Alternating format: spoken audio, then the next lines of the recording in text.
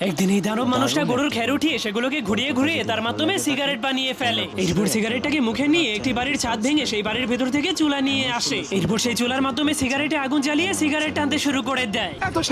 কিন্তু তখনই সেই দানবের ভয়ে গ্রামের সব মানুষ গ্রাম ছেড়ে পালিয়ে যেতে থাকে। এই জন্য সেই গ্রামের রাজা সবাইকে বলতে শুরু করে, যে ব্যক্তি এই দানবটাকে গ্রাম থেকে বের করে দিতে পারবে তাকে আমি আমার মেয়ের সঙ্গে বিয়ে করিয়ে দিব। কিন্তু সেই ভয়ঙ্কর দানবের ভয়ে রাজার কথায় কেউই রাজি হয় না। কিন্তু তখনই এই দুটা মাছি মারতে গিয়ে তার মাথায় সেই দানবটাকেও মারার জন্য একটা আইডিয়া চলে আসে। এই জন্য সে অনেক খুশি হয়ে গ্রামের সবাইকে বলতে শুরু করে, আমি সেই দানবটাকে মেরে রাজার মেয়েকে বিয়ে করব। যার কারণে হঠাৎ করে ইঁদুরের সেই কথাটা পুরো রাজ্যের সবাই জেনে যায়। এই জন্য রাজার সেনাপতিও সেই কথাটা শুনতে পেরে জলদি করে রাজার কাছে গিয়ে সেটা জানিয়ে দেয়। এর কিছুক্ষণ পরেই সেনাপতি সেই ইঁদুরটাকে ধরে রাজার সামনে নিয়ে আসে। তখন রাজা সেই ইঁদুরকে জিজ্ঞেস করে, কিভাবে তুমি এত বড় দানবকে মেরে ফেলবে? কিন্তু তখন ইঁদুরটা বলতে শুরু করে, হাম্বা হাম্বা রাম্বা রাম্বা কাম্বা কাম্বা দুম্বা দুম্বা বুম্বা বুম্বা। তখন তার কথা শুনে রাজা অনেক অবাক হয়ে বলতে শুরু করে, কেউ এই ইঁদুরটাকে ধরে সেই বড় দানব